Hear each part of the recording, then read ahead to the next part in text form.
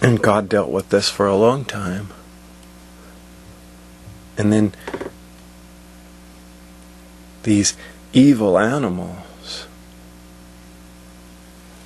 finally gave him what he was waiting for. One of them who would go against that,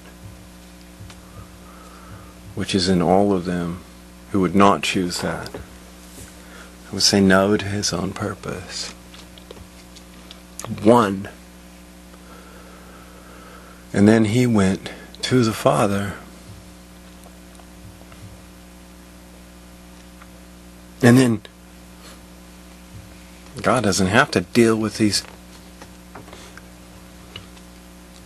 persistent, evil, wicked animals and what's inside them to make them continue to do the same thing all the time. Just one underground, hidden. The humans don't get it. The humans who assume that God must be in favor of their particular group, they don't get it. They don't even begin to get the disconnectedness of that fundamental assumption about the group. That all of the groups feel exactly the same way that they do about their group, and they're all playing the exact same game. They assign sacredness to their group by whatever means they have to do it. And they hold on to that sacredness by that power that they have to agree that their group is special and sacred. Doesn't matter which one it is. No difference. There is no group that is favored by God.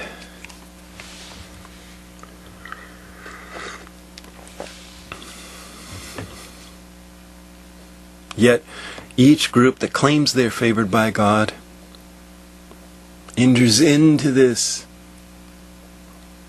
false notion that they're favored by God for whatever reason they're able to find. And the power of each one of those groups is exactly the same thing. It's not what they claim. Each one of them claims that the power of their group to be the one that's favored by God is some genuine favor by God. But they're all doing exactly the same thing, which nullifies them all.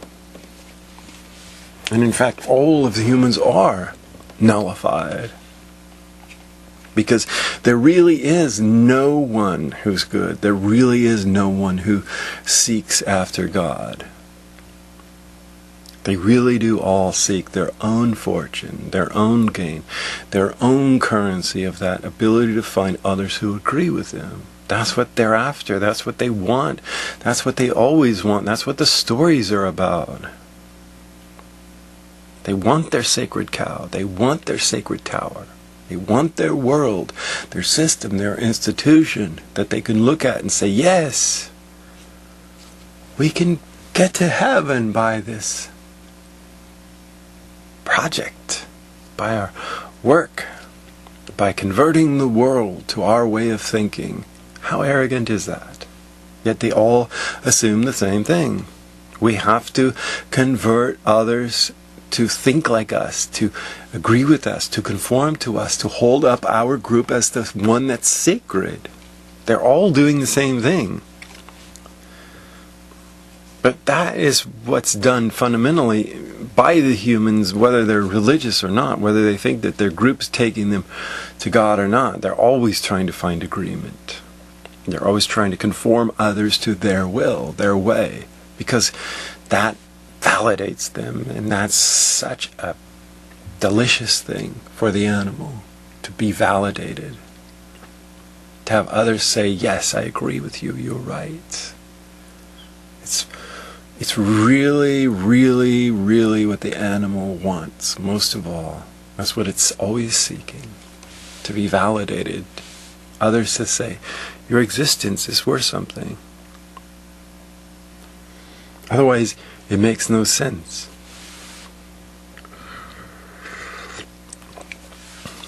Otherwise, we're just like a flock of geese flying around with no purpose except to survive.